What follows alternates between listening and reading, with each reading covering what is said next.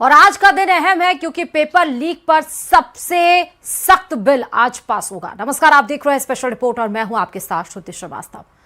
आज लोकसभा में public examination संशोधन विधेयक पेश किया जाएगा। सूत्रों के मुताबिक केंद्रीय मंत्री डॉक्टर जितेंद्र सिंह दोपहर 12 बजे यह विधेयक सदन के पटल पर रख सकते हैं।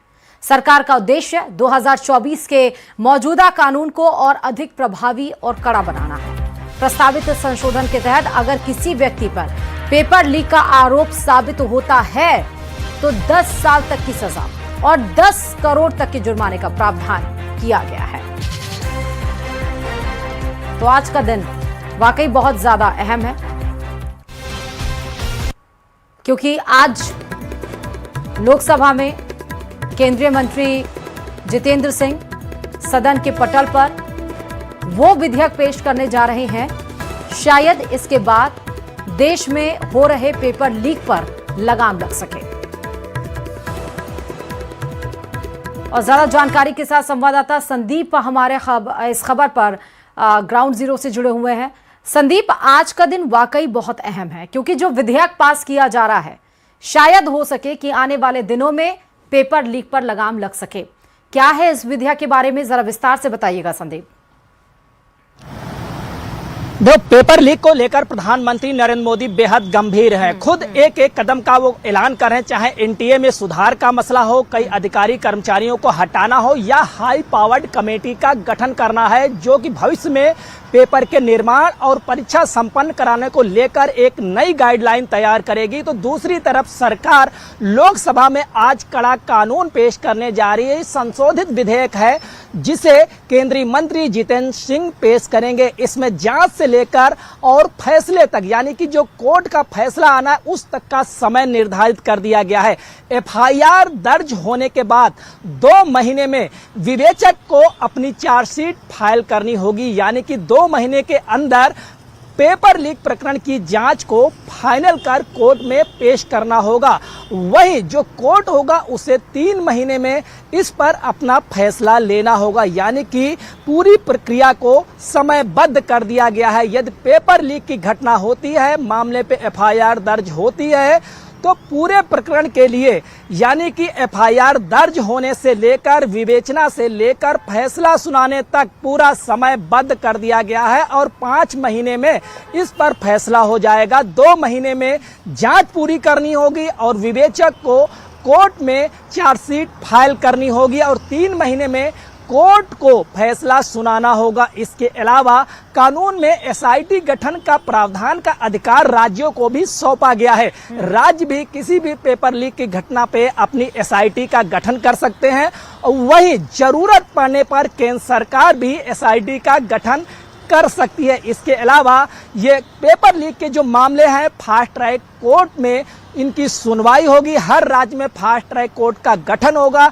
जिसमें पेपर लीक की घटनाओं का समयबद्ध सुनवाई होकर और जो दोषी होंगे उनको सलाखों के पीछे भेजा जाएगा। इसके साथ ही पिछले कानून के मुकाबले में इसमें जुर्माना और सजा का प्रावधान भी कड़ा कर दिया गया है। अब दोषियों को 10 साल तक की सजा हो सकती है तो वहीं 10 करोड़ रुपए के जुर्माने तक का प्रावधान किया गया है। सरकार का प्रयास है कि जो पेपर लीक की घटनाएं देश में हो रही हैं, चाहे वो किसी राज्य में हो रही हैं या राष्ट्रीय स्तर तक की परीक्षाएं हो रही, इसका इस बार फुल प्रूफ समाधान कर दिया जाए ताकि जो देश के भविष्य हैं उनके साथ किसी भी प्रकार का खिलवाड़ ना होने पाए।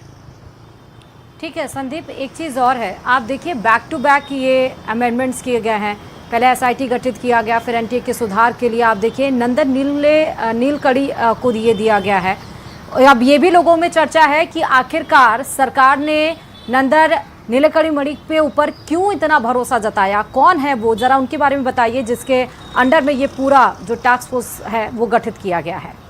संदीप देख, सरकार ने ये हाई पावर कमेटी गठित की है जो कि पेपर निर्माण से लेकर परीक्षा संपन्न कराने तक की एक नई गाइडलाइन तैयार करेगा। इसमें नंदन नीलकड़ी जो कि आईटी विशेषज्ञ हैं, टेक दिग्गज हैं, इसके अलावा बात करें स्पेस तक के विशेषज्ञ इसमें शामिल है। इसरो के पूर्व चीफ है वो भी इसमें शामिल है। लॉजिस्टिक के जो एक्सपर्ट है, इसके अलावा आईबी के निदेशक रह चुके वो भी इसमें शामिल किए गए हैं। यानी कि फुल प्रूफ गाइडलाइन एक तैयार की जाएगी जिसके जरिए पेपर के निर्माण से लेकर और परीक्षा संपन्न कराने का फुल प्रूफ प्लान होगा। तो सरकार ने बहुत सोच समझकर ये हाई पावर्ड कमेटी गठित किया है कि एक फुल प्रूफ सिस्टम तैयार किया जाए, क्योंकि इस समय पेपर लीक के लिए जो साइबर सिक्योरिटी है वो भी एक बड़ी चुनौती बन चुकी है। साथ ही अपराध का दायरा लगातार बढ़ता जा रहा है। इसके लिए आईबी निदेशक को भी इसमें शामिल किया गया, यानी कि हर वो एक क्षेत्र के एक्सपर्ट को इसमें शामिल किया गया है, जिसमें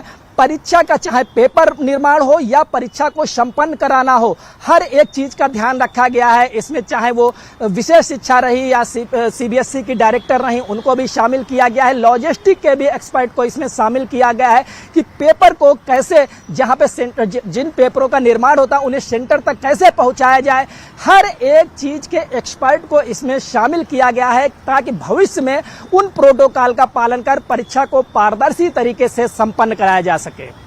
अच्छा संदीप, ये जो पब्लिक एग्जामिनेशन अमेंडमेंट विधेयक आज जो पास किया जाएगा, पारित किया जाएगा, इसमें क्या कुछ होगा? और क्योंकि 2024 को इसको संशोधित किया जा रहा है, तो अभी जो संशोधित होकर आएगा उसमें क्या बदलाव किए गए हैं, जरा वो भी बताइएगा संदीप।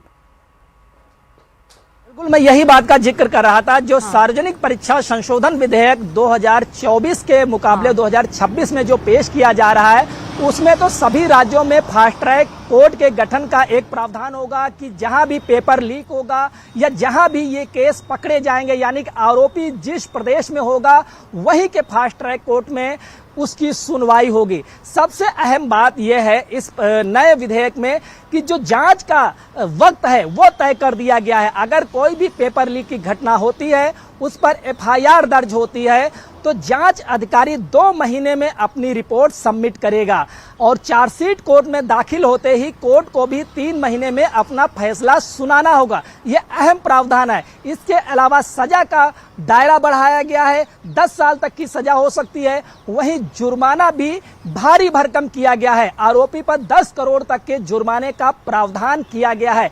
इसके अलावा राज्यों के भी अधिकार सुरक्षित रखे गए हैं। अगर कहीं पे भी पेपर लीक, अच्छा ठीक है संदीप, राज्य खुद ठीक है तुरंत गठन कर सकते हैं। ठीक है, तुरंत न्याय प्रणाली का सिस्टम इसमें बनाया गया, एसआईटी गठित की गई, फास्ट ट्रैक कोर्ट में केस जाएगा, लेकिन पुराने कानून भी मौजूद हैं।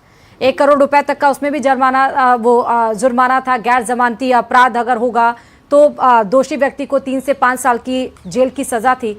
मेरा ये सवाल है कि कानून बनाने से क्या धरातल पर वो चीज़ें सही हो जाती हैं? क्योंकि पिछले भी कानून थे, उसमें भी सजा का प्रावधान था, उसमें भी कंपनसेशन था। हाँ, ये ज़रूर है कि इस बार जो जुर्माना है वो और बढ़ा दिया गया, सज़ा जो है वो और ज़्यादा बढ़ा दी गई, लेकिन धरातल पर क्या पेपर लीक को लेकर जो तमाम तरह के अमेंडमेंट्स किए जा रहे हैं वो अब रुक पाएंगे? ये सबसे बड़ा सवाल है और यही क्वेश्चन है लोगों के जहन में।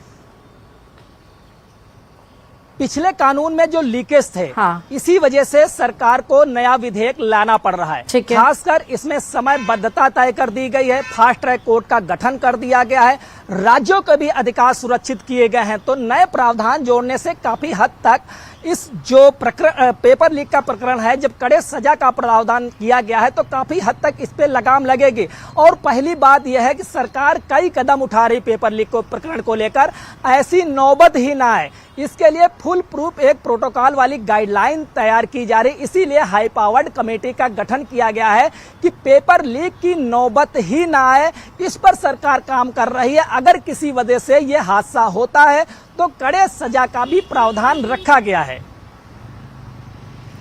तो आज बताइए, आज संसद, क्योंकि हमने देखा 20 तारीख से मानसून सत्र शुरू हुआ, लेकिन हर दिन संसद की कार्यवाही हंगामे के भेंट चढ़ी। आज 2 चीजें पास होनी है विधेयक, एक तो वंदे मातरम को लेकर विधेयक पास होना है, दूसरा कि पब्लिक एग्जामिनेशन अमेंडमेंट विधेयक भी पास होना है। तो आज जो संसद की कार्यवाही है संदीप, वो हंगामेदार रहेगी या दोनों विधेयक आज इस सदन से पास हो पाएंगे जो जनता से जुड़े मुद्दे हैं? वाकई संदीप बिल्कुल, देखिए पिछला हफ्ता लगातार सदन की कार्रवाई हंगामे की भेंट चढ़ गई, लेकिन इस बार जो नए हफ्ते में शुरुआत हो रही संसद की कार्रवाई को लेकर सरकार पूरी तरीके से अपनी कार्रवाई के आधार पर आज उसके तैयारी है कि सदन की कार्रवाई सुचारू रूप से संचालित की जाए। इसके लिए वो बिल ला रहे। सरकार का फोकस यही है कि जो जरूरी विधेयक हैं उनको सदन की कार्रवाई के दौरान समयगत पास कराया जाए। जबकि विपक्ष अभी कुछ ही देर बाद एक बैठक करने जा रहा है। कांग्रेस के अध्यक्ष मल्लिकार्जुन खड़गे के कक्ष में यह बैठक होगी, जिसमें इंडिया ब्लॉक के नेता शामिल होंगे।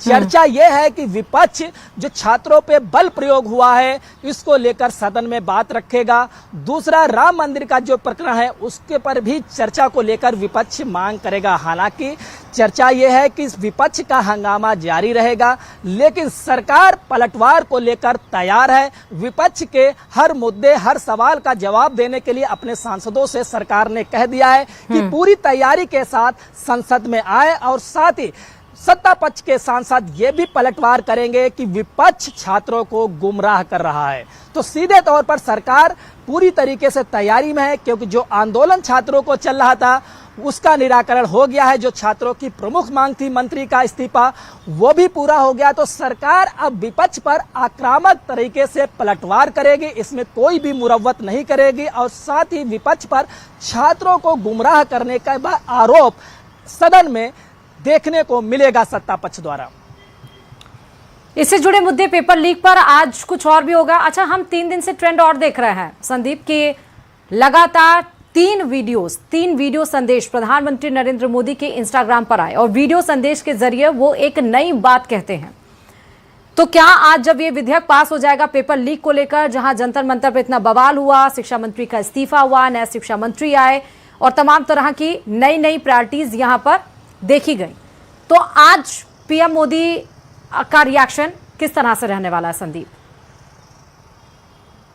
देख, पीएम मोदी का जो इंस्टाग्राम पे वीडियोस आए हैं, वो एक तरीके से उनकी रणनीति थी कि जेन जी को सीधा संदेश दिया जाए, क्योंकि जेन जी इंस्टाग्राम को ज्यादातर फॉलो करते हैं, वो युवाओं का प्लेटफॉर्म है। तो प्रधानमंत्री ने एक रणनीति के तहत इंस्टाग्राम का उपयोग किया और उसी तरीके से रील बनाकर पोस्ट किया जेन जी के लिए, और फ्रेंड्स कह के संबोधित किया। जिस तरीके से रील जेन जी बनाते हैं, तो सीधा कनेक्शन था, क्योंकि तमाम एक्सपर्ट का भी यही कहना है कि प्रधानमंत्री ने जेन जी से सीधा संवाद किया, और रिकॉर्ड हुई वो रील कि जिस तरीके से वो रील के व्यूज आए, वो एक वर्ड में रिकॉर्ड कायम हो गया। कि इससे जाहिर होता है कि प्रधानमंत्री की बातों का असर और संदेश सीधा जेन जी तक पहुंचा, और उसने उसको फॉलो भी किया।